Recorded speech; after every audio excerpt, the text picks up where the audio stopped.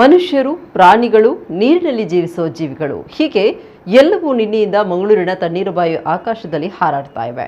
ಹೀಗೆ ಹಾರಾಡ್ತಾ ಇರೋ ಎಲ್ಲರನ್ನ ನೋಡೋದಕ್ಕೆ ಅಂತ ಸಾವಿರಾರು ಜನ ತಣ್ಣೀರುಬಾವಿ ಬೀಚ್ಗೆ ಆಗಮಿಸಿದ್ದಾರೆ. ನಿಮಗೂ ಇದನ್ನ ನೋಡಬೇಕು ಅನ್ನೋ ಆಸೆ ಇದ್ರೆ ಇವತ್ತು ಮಾತ್ರ ಅವಕಾಶ ಇದೆ. ಯಾಕಂದ್ರೆ ಇವತ್ತು ಸಂಜೆಗೆ ಈ ಹಾರಾಟ ಕೊನೆಯಾಗಲಿದ್ದು ಮತ್ತೆ ಕೆಲವು ವರ್ಷಗಳೇ ಕಾಯಬೇಕಾಗತ್ತೆ. ಹೌದು, ಮಂಗಳೂರಿನ ತಣ್ಣೀರುಬಾವಿಯಲ್ಲಿ ನಡೀತಾ ಇರೋ 6ನೇ ಅಂತಾರಾಷ್ಟ್ರೀಯ ಗಾಳಿಪಟ ಉತ್ಸವದ ಅಂಗವಾಗಿ ಆಕಾಶದಲ್ಲಿ ಈ ಎಲ್ಲ ರೀತಿಯ ಗಾಳಿಪಟಗಳು ಹಾರಾಡ್ತಾ ಇವೆ. ಬಣ್ಣ ಬಣ್ಣಗಳೊಂದಿಗೆ ಬಾನಲ್ಲಿ ಚಿತ್ತಾರ ಬರೆದಿರೋ ಈ ಗಾಳಿಪಟಗಳು ಒಂದಕ್ಕಿಂತ ಒಂದು ಆಶ್ಚರ್ಯ ಮೂಡಿಸುವ ರೀತಿಯಲ್ಲಿ ಹಾರಾಡ್ತಾ ಇವೆ.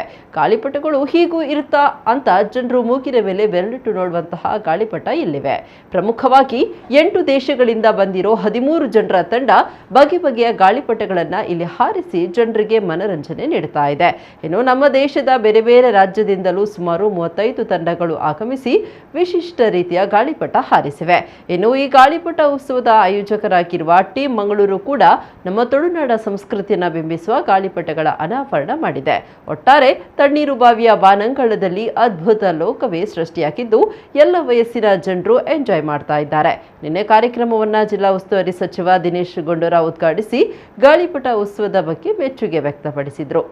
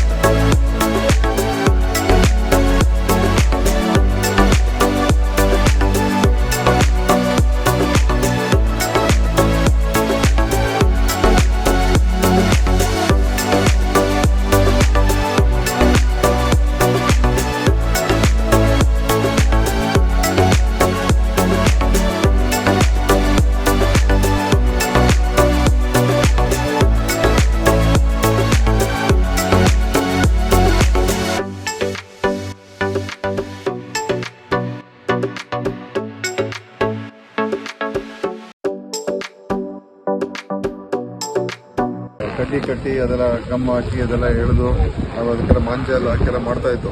ಆದರೆ ಭಾಳ ಅಂದರೆ ಇದನ್ನು ಈ ಥರದ್ದೆಲ್ಲ ಅಂತೂ ಖಂಡಿತ ನಾವು ನೋಡೇ ಇರಲಿಲ್ಲ. ಈ ಅನುಭವ ನಮ್ಗೆ ಸಿಕ್ಕಿರೋದು ಇವತ್ತಿಲ್ಲಿ ಭಾಳ ಭಾಳ ನಮ್ಗೆ ಸಂತೋಷ ಆಗ್ತಾಯಿದೆ. ಮತ್ತು ಇದನ್ನು ಒಂದು ಈಗಾಗಲೇ ನಾನು ಹೇಳಿದಾಗೆ ಇದು ಒಂದು ಶಾಶ್ವತವಾದಂಥ ಒಂದು ಕಾರ್ಯಕ್ರಮ ದಿನಚರಿಯಲ್ಲಿ ಆಗ್ಬಿಡಬೇಕು. ನಮ್ಮ ಮಂಗಳೂರಿನ ಒಂದು ದಿನಚರಿಯಲ್ಲಿ ಕ್ಯಾಲೆಂಡರಲ್ಲಿ ಇದೊಂದು ಶಾಶ್ವತ ಕಾರ್ಯಕ್ರಮ ಮಾಡಬೇಕು ಅಂತ ಖಂಡಿತ ನಾನು ಹೇಳಿದ್ದೀನಿ. ಅದಕ್ಕೆಲ್ಲ ಒಂದು ತೀರ್ಮಾನಗಳು ಮಾಡ್ತೀವಿ. ಈಗ ಯಾಕಂದರೆ ತುಂಬ ದೇಶಗಳಿಂದ ಬಂದಿದ್ದಾರೆ ಮತ್ತು ಇದು ಒಂದು ನಿಜವಾಗ್ಲೂ ಇಡೀ ಬರೀ ಮಂಗಳೂರು ಜನತೆಗೆಲ್ಲ ಎಲ್ರಿಗೂ ಕೂಡ ಬರೋದಕ್ಕೆ ಅವಕಾಶ ಆಗಬೇಕು. ಅದೇ ಮೊದಲೇ ಚೆನ್ನಾಗಿ ಎಲ್ರಿಗೂ ಗೊತ್ತಾಗ್ಬಿಟ್ರೆ ಅವಾಗೆಲ್ಲ ಬರೋಕ್ಕೆ ಪ್ರಾರಂಭ ಮಾಡಿದ್ನಲ್ಲ. ಇದಕ್ಕೆ ಒಂದು ಮಂಗಳೂರಿನ ಟೂರಿಸಮ್ ಒಂದು ಕ್ಯಾಲೆಂಡರ್ ಥರ ಮಾಡಿ ಅದರಲ್ಲಿ ಏನೇನು ಕಾರ್ಯಕ್ರಮಗಳು ನಾವು ಯಾವ ತಿಂಗಳಲ್ಲಿ ಏನೇನು ಮಾಡ್ಬೋದು ಅಂತ ಒಂದು ತೀರ್ಮಾನ ಮಾಡಿದ್ರೆ ಅವಾಗೇನಾಗ್ತದೆ, ಇಂಥ ಒಂದು ಪ್ರೋಗ್ರಾಮ್ಸ್ಗೆ ಅನುಕೂಲ ಆಗ್ತದೆ.